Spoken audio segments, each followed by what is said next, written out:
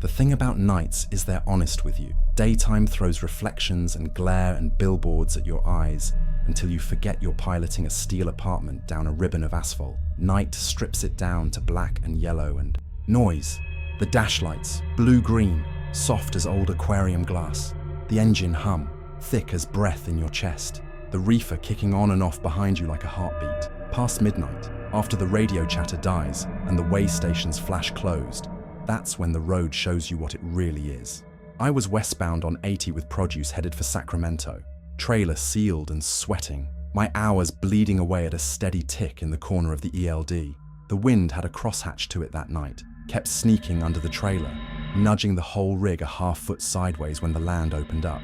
I'd fueled in Cheyenne later than I meant to, drank coffee that tasted like a tire fire. The girl behind the counter tried to flirt a tip out of me, and I laughed and told her I didn't have time to be handsome.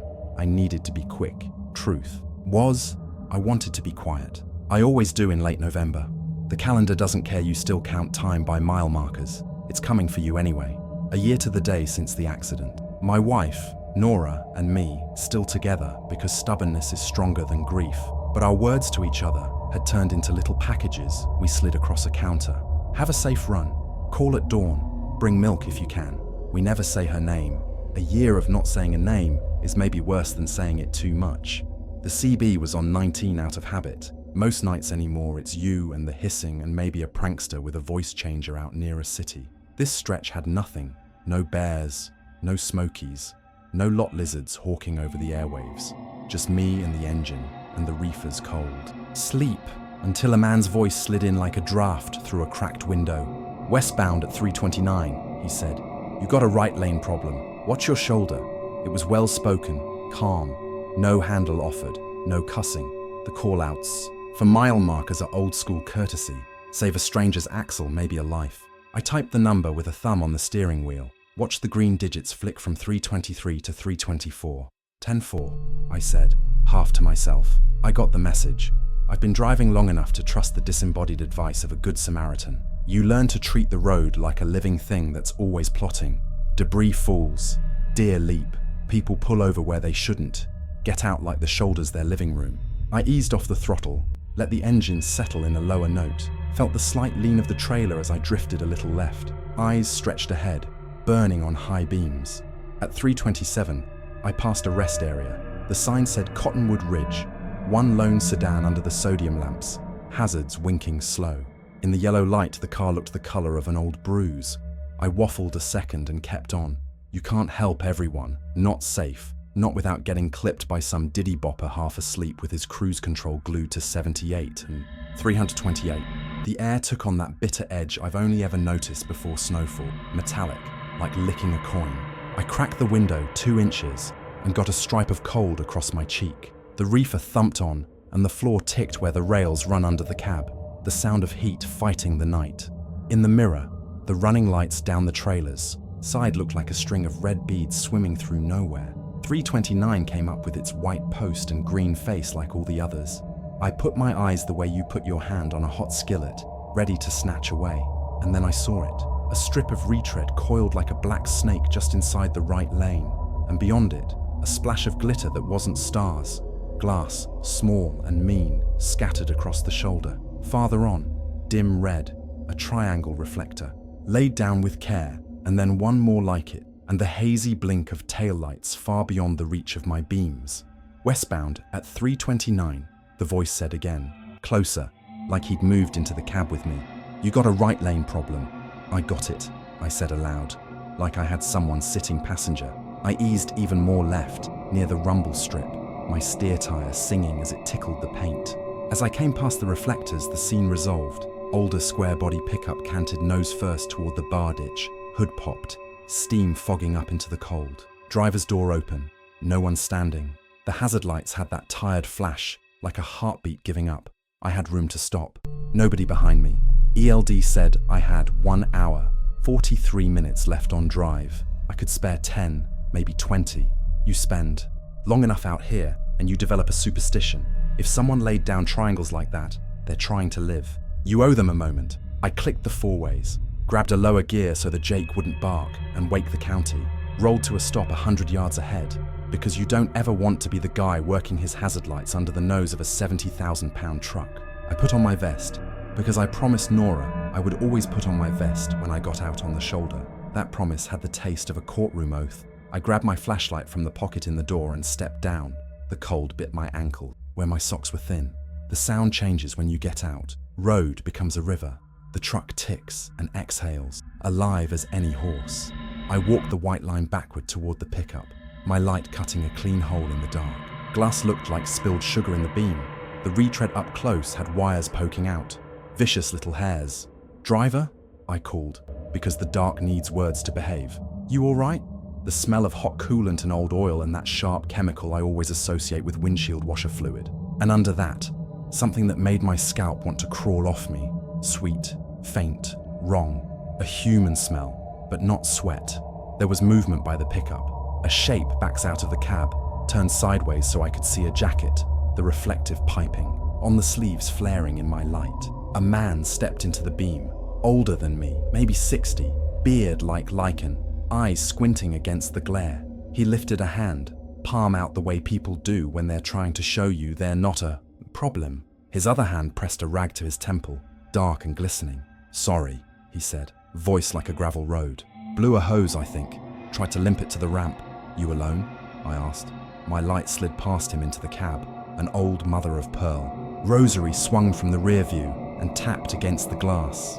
On the bench seat, a jacket balled up, a box of saltine crackers, a folded map of Wyoming with coffee rings on it. No other shapes. "Alone," he said. He swallowed, glanced at my truck up ahead, a cathedral of light. "Saw you slow. Thank you." He held the rag up for a second like he wanted me to bless it, and winced when the cold hit. "Blood is a sound. You can hear it in how people breathe. You need a ride to the next exit," I said. "A tow? Got one coming," he said, gesturing, vaguely at the dark with the hand holding the rag. "You know that rest area?" He nodded back the way I'd come.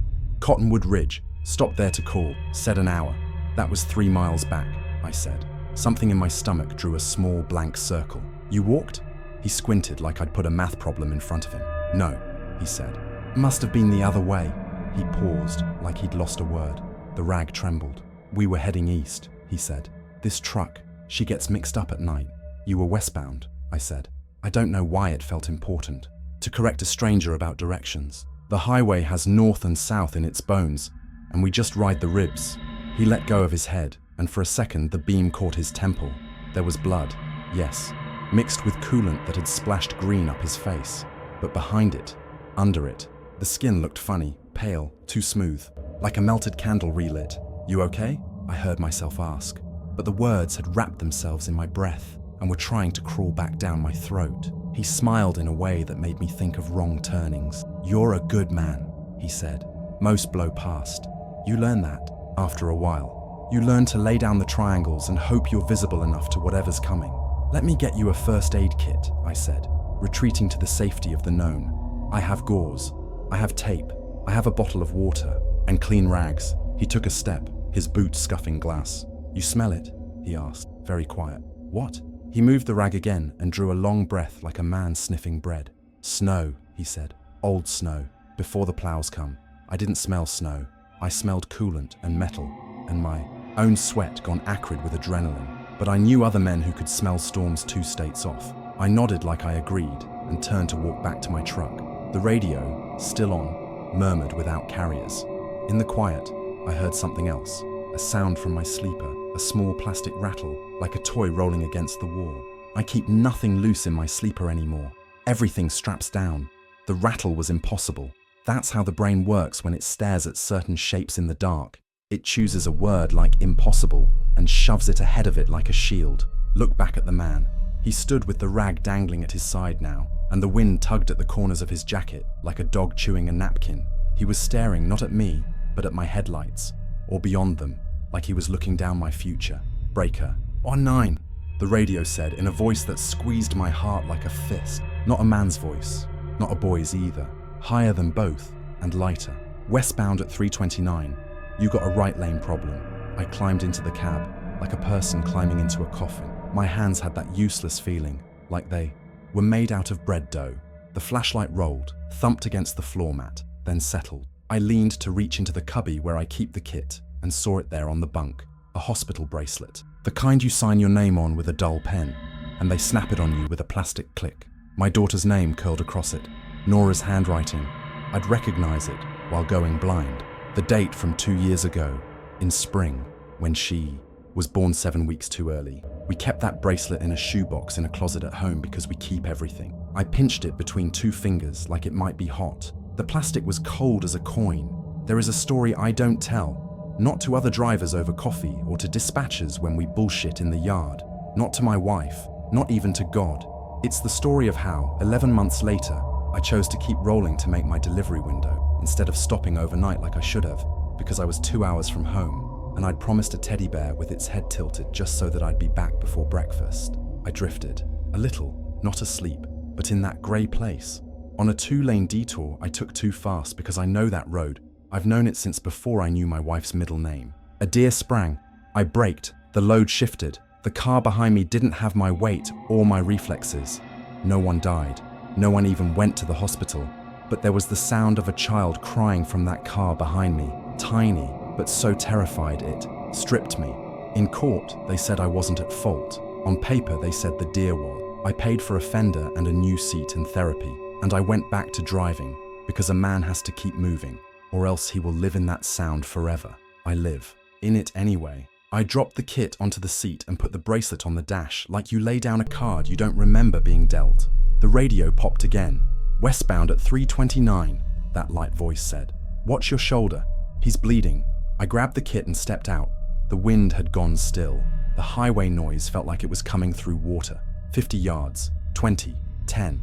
The man by the pickup hadn't moved. I raised the kit like a peace offering. You got family? I asked him. It came out of me without permission. Someone to call. He smiled again, but it didn't reach anything in his face that mattered. We always got family, he said, even when we think we don't.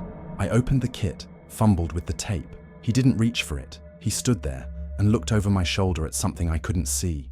I turned, and my lights framed the highway like a stage. Far back, beyond them, I saw another set of lights moving toward us. Big lights, high. Another truck, eastbound, cresting the hill. That's when the tow showed up, silent at first, like it had been idling just behind a curtain. But no, it wasn't a tow. It was a sleeper cab, an old Freightliner with its name sun-faded off the door. It slowed without hissing and eased onto the shoulder across from us, facing the wrong way, like a mirror of my rig. In the passenger window, a shape shifted. A man leaned over the glass and stared at me, the way people look at those mirrors in gas stations that make you think you're being watched by yourself. His face looked like mine, but older. Or maybe it just looked tired in a way I recognized. He raised a hand. His CB leaked the same light voice into the night. Watch your shoulder. The blood and the cold and the year pressed into a point. I don't know if I said anything, or if I made a sound like a trapped animal. The man by the pickup put his hand, warm and sticky, on my forearm. You laid down your triangles, he said. That's all any of us can do. The rest is what's coming. The eastbound truck passed and washed the world in white and then red. My eyes filled up with it. In that wash, I saw the pickup as it really was. Not steam, but smoke. Not coolant, but something darker pooling. The rag in his hand wasn't a rag, but a strip of shirt, and under it the place where a skull should be curved wrong, like a bumper torn out of shape. His jacket didn't have reflective piping. It had salt streaks and wear spots polished by years of elbows. He wasn't standing the way a man stands when he means to stand. He was standing the way a coat hangs when you've only got one hook. He squeezed my arm, flesh to flesh, solid. Tell her you're coming home at dawn. I said, tell her you'll drive slow. Tell her the snow smells like coins.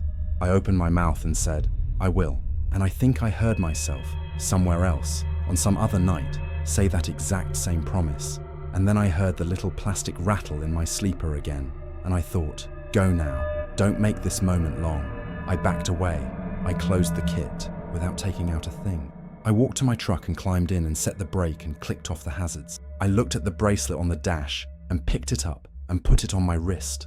The plastic pinched the hair there. It fit, too tight, as if it remembered how small my pride used to be. In the mirror, as I pulled out, I saw the triangles blink. I saw the pickup's hazards change rhythm, slow, fast, like someone with a dying battery shaking the switch to coax just one more flash. I set my wheels steady in the left and went by the debris and the glitter and the ragged retread snake. My hands were light on the wheel, the way you hold an animal that wants to bolt. Past 3:30, I picked up the radio and pressed the button. "Westbound," I said.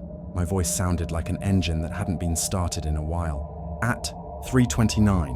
You got a right lane problem. Watch your shoulder." No one answered. Of course no one answered. The CB is a river that sometimes carries your words away and never sets them down anywhere. At Cottonwood Ridge, the rest area, I pulled in. The sedan I'd seen was still there. Hazard's dead now, the car dark as a hurt tooth. I idled beside a trash can and watched my breath fog the little chip in my side window. The world had that bright silence it gets just before a flurry. Light not from the sky, but from the idea of a sky. I called Nora. It rang 4 times and she answered like someone surfacing from a dream. "Yeah," she said, because she still answers me. The line hummed and cracked and then smoothed out. "I'll be home at dawn," I said. "I'll drive slow. Snow's coming." "All right," she said. I could hear the kitchen clock we never fixed hiccup a minute. "You okay?" "No," I said. Then, because honesty on the road is the same as superstition, I said, "Yes." She was quiet long enough I thought the call had dropped. Then, "I found her bracelet," she said. "When I cleaned out the closet, I thought I put it back. Did you? Never mind." I could hear the refill of breath that carries words you're afraid to send. "Drive careful," she said. "Please." Back on the ramp, I stopped with my foot on the service brake and the whole truck leaning slightly forward like it wanted to fall into motion. I rolled a foot, 2, 3, then let the engine take the weight. As I set the turn signal, I looked down. The bracelet on my wrist had fogged from my skin, a small oval of warmth under the cold. The snow started at Rawlins, little needles that made the road into a strip of static. I dialed down and tucked in behind a tanker whose driver knew. The dance. The wind pushed, and we corrected like 2 men carrying a long ladder down a hall. At the summit, I saw, for an instant, the ribbon of red below us, all the taillights of strangers, stretched into a line that could have been a sentence in a language none of us could read. I don't tell people what happened at 3:29, because I don't know how to make it sound like anything but a man stopping for another man who needed help, and neither of them knowing what kind of help could be given. I only know I smelled coins later, for miles, and that the hospital bracelet left a thin line on my wrist when I finally took it off at home and put it on the dresser where Nora would find it and ask nothing and everything with her eyes.